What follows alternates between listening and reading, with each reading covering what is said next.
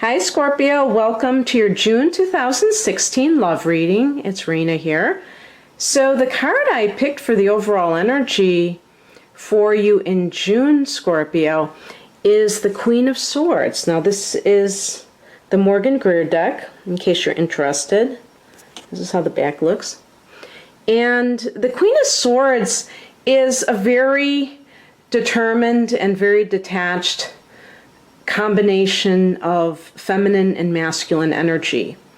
And this can actually be associated with any air sign, but specifically Libra and even Virgo, it has been attributed to. So because of the recent past, which I got the Tower, and in case you're not really familiar with some of the interpretations of these cards, the Tower is a major arcana card, so it has more of an importance in terms of the type of event it is. So it's pretty transformative, and it can be seen as a sudden shock, but it's kind of, in general, a sudden event that occurs. And it can be quite a liberating experience. So when people naturally attribute the Tower card to some calamity, I feel that they are, just looking at the negative side of things.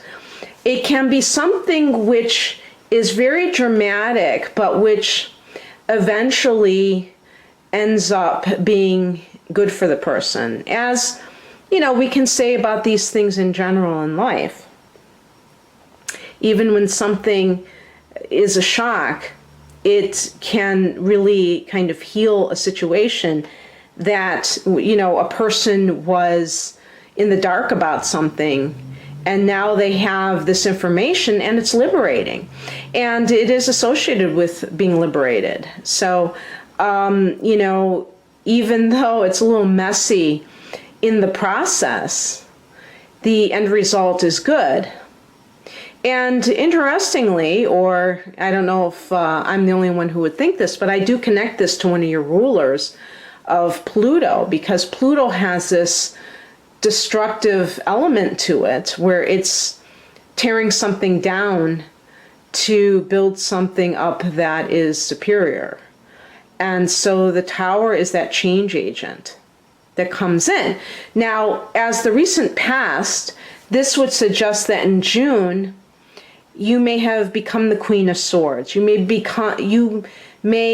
be a person who has changed your emotional state as the result of the Tower card. So in terms of how that would kind of play out, let's say you found out about an infidelity.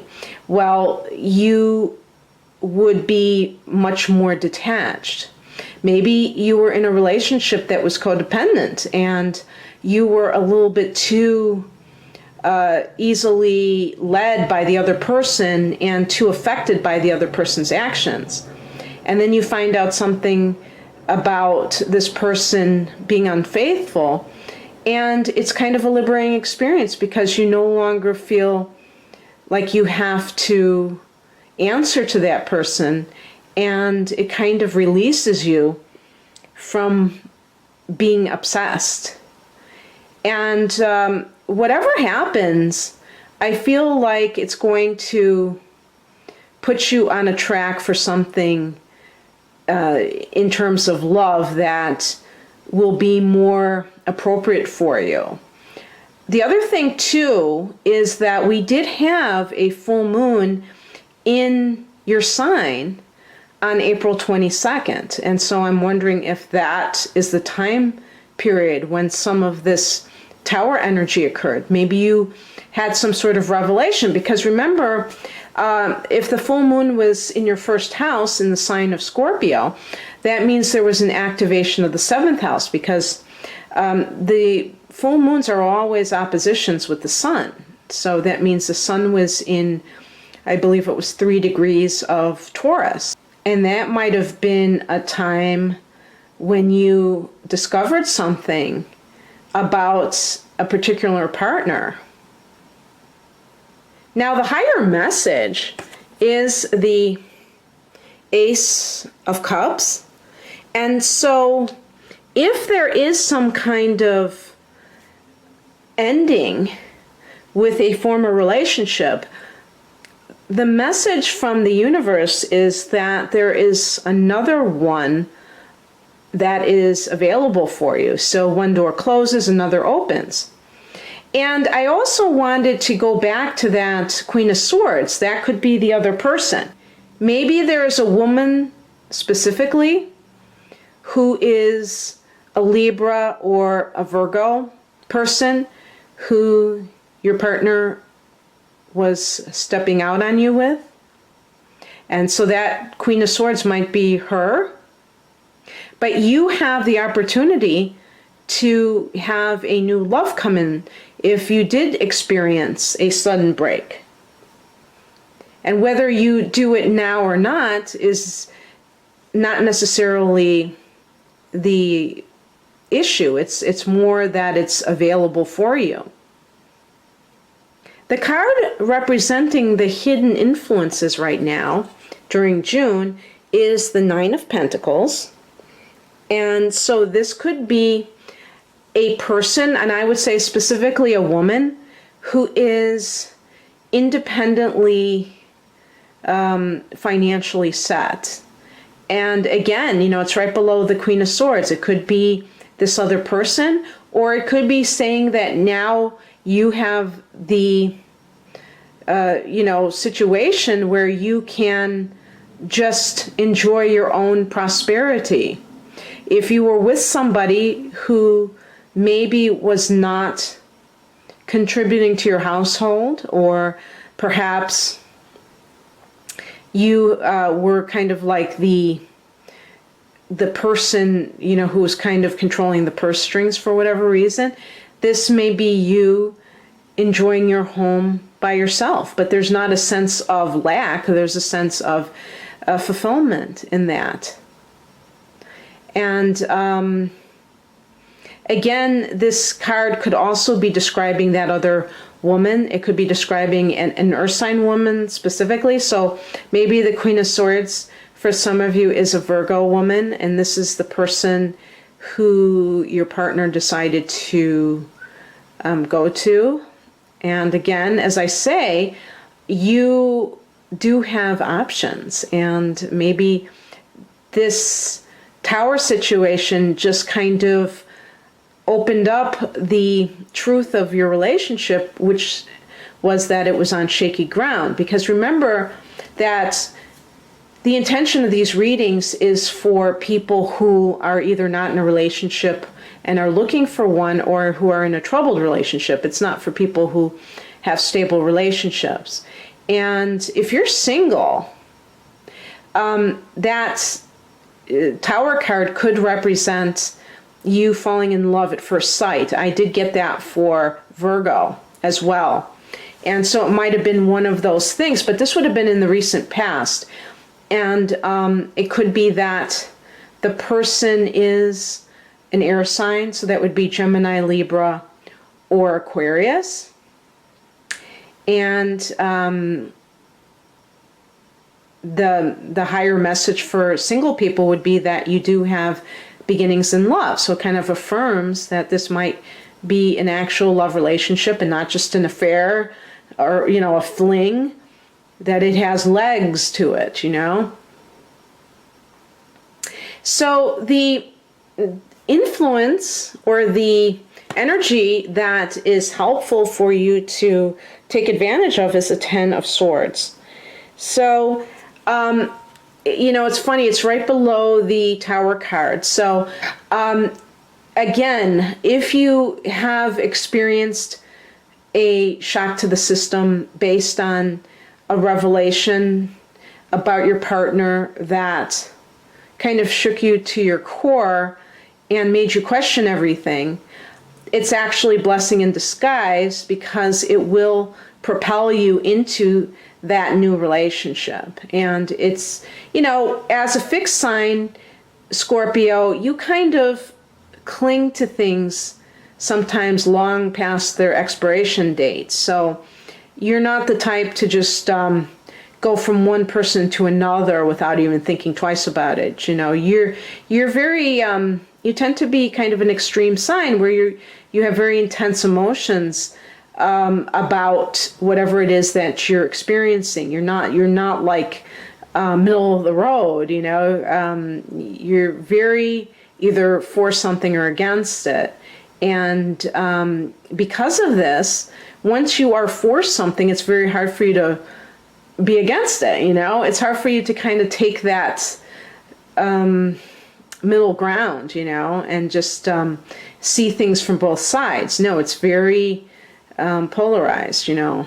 So this can actually help you to, you know, to move on, you know, having this shocking situation that might have been necessary. Otherwise, you might have just continued with what was happening.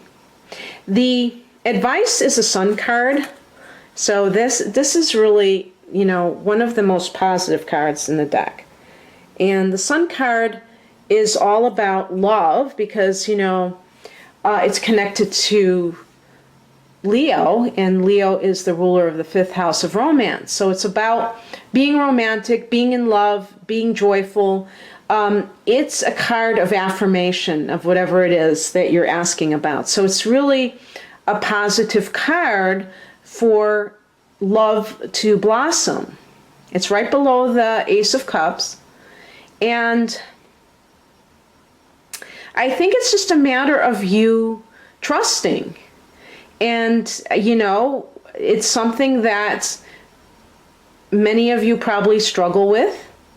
And, you know, you have your guard up. And part of that is going to be you being more open and not withholding part of who you are with that person. You know, when I think of the sign Leo, I think of somebody who is just, it's like a child, you know, really in a lot of ways. Leo is so enthusiastic about life that their joy is infectious. If you're with a Leo person, I mean, you just get really positive vibes when they are on top of their game, when they're not exhibiting the shadow aspects of conceit and just temperamental behavior. When they're on top of the world, they are some of the most positive people.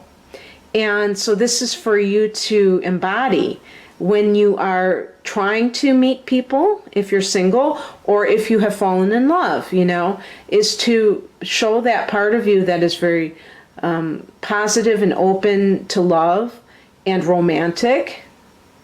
And that will increase the likelihood that any relationship that you begin is long-lasting. The outcome is the Magician card. And this is like one of my favorite cards. Now, if you notice, this is a number 1. And the Sun card is a number 19, and 1 plus 9 equals 1. It reduces to 1. The Wheel of Fortune, which is number 10 in the Major Arcana, is also reducing to 1. 1 indicates the individual and the will. The Magician card is all about you manifesting. In this case, it's a love relationship, obviously. But it's you being in the driver's seat and you following through on your intentions for what it is that you want. In other words, you're not sitting back and waiting for life to happen to you. You are really empowered to go for what you want. And it's the thing that I love so much about the Magician card is when we think of the alchemist, we think of the person who can take a situation that may not be the best, and they transform it into something amazing because they have decided and put all of their mind power on something that they wish to achieve. And the law of attraction says that what you put your attention on increases. And so if you are focused about the fact that you really want love in your life and you act in a way that is one-pointed, the Magician is the number one card. So it's like that you have to focus on one thing. You can't be all over the map. You can't be leaking emotions on negative relationships. But when you're in that place of total alignment, that's when you are such a powerful co-creator. And then you can have what you wish to have. But a lot of times people are, have split energy because they feel like they want one thing, but then on the other hand, they may be afraid of it. I want love, but I'm afraid to have it, is sometimes what people say to themselves. Or maybe they don't say it to themselves, but their actions, of self-sabotage make it likely to occur. And so, this is very good, I can't say that there's no drama involved. You think of the Tower and the Ten of Swords, but that is part of the Scorpio experience, is the intensity of life, So it's not anything that you guys can't handle. So I hope you enjoyed this, Scorpio. If you'd like a personal reading, please click on the link below. Otherwise, I wish you all the best in June. Bye.